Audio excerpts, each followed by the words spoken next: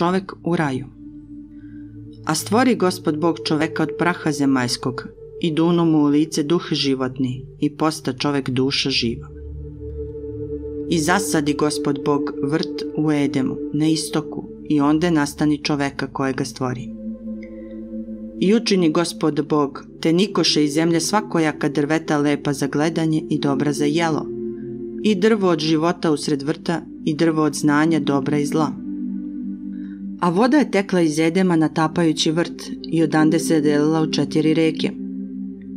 Jedno je ime Fison, ona teče oko cele zemlje Evilske, a onde ima zlata, i zlato je one zemlje vrlo dobro. Onde ima i bdela i dragoga kamena oniksa. A drugo je reci ime Geon, ona teče oko cele zemlje Huske, a treće je reci ime Tigar, ona teče ka Asirskoj, a 4. reka je Eufrat.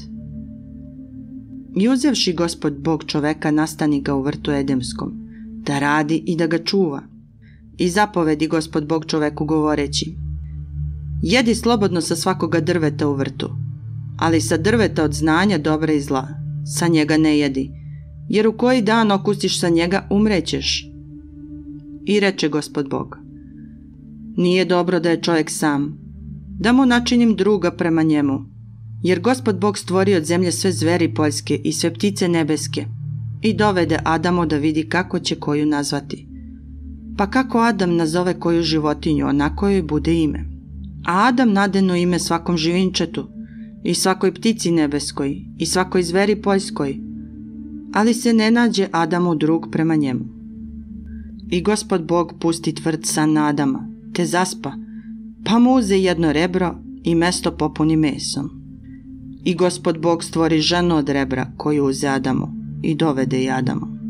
A Adam reče: gle, eto kost od mojih kosti i telo od moga tela, neka joj bude ime žena, jer je uzeta od čoveka.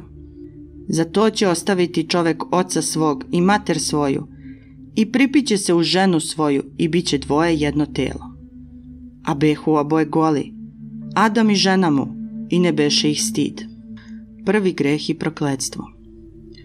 Ali zmija beše lukavija od svih zveri koje stvori Gospod Bog, pa reče ženi: je li istina da je Bog kazao da ne jedete sa svakoga drveta u vrtu? A žena reče zmiji: mi jedemo roda sa svakoga drveta u vrtu, samo roda sa onog drveta u sred vrta. Kazao je Bog: ne jedite i ne dirajte u njega, da ne umrete. A zmija reče ženi: nećete vi umreti, nego zna Bog da će vam se u onaj dan kada okusite s njega otvoriti oči, pa ćete postati kao bogovi i znati šta je dobro, a šta zlo. I žena, videći da je plod na drvetu dobar za jelo i da ga je milina gledati i da je drvo vrlo drago radi znanja, uzbra roda sa njega i okusi, pa dade i mužu svom, te i on okusi. Tada im se otvoriše oči i videše da su goli, pa spletoše lišće smokova i načiniše sebi pojas. I začuše glas Gospoda Boga koji iđaše po vrtu kada zahladi. I sakri se Adam i žena mu ispred Gospoda Boga među drveta u vrtu. A Gospod Bog viknu Adama i upita ga: gde si? A on reče: čuh glas tvoj u vrtu pa se uplaših, jer sam go te se sakrih. A Bog reče: ko ti kaza da si go, da nisi jeo sa onoga drveta što sam ti zabranio da jedeš sa njega? A Adam reče: žena koju si stvorio sa mnom, ona mi dade sa drveta, te jedoh. A Gospod Bog reče ženi: zašto si to učinila? A žena odgovori: zmija me prevari, te jedoh. Tada reče Gospod Bog zmiji: kada si to učinila da si prokleta među svim životinjama i među svim zverima poljskim, na trbuhu da se vučeš i prah da jedeš cijeloga života.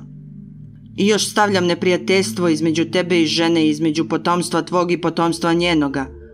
Ono će ti na glavu stajati i ti ćeš ga u petu ujesti. A ženi reče: tebi ću mnoge muke zadati kada zatrudniš, sa mukama ćeš decu rađati. Žudnja će te terati mužu, a on će gospodariti nad tobom. Pa onda reče Adamu: što si poslušao ženu i okusio sa drveta s kog sam ti zabranio, rekavši da ne jedeš sa njega? Zemlja da je prokleta zbog tebe. Sa mukom ćeš se od nje hraniti cijeloga veka. Trnje i korov će ti rađati, a ti ćeš jesti zelje poljsko. Sa znojem lica svog ješćeš hleb, dok se ne vratiš u zemlju od koje si uzet. Jer si prah i u prah ćeš se vratiti.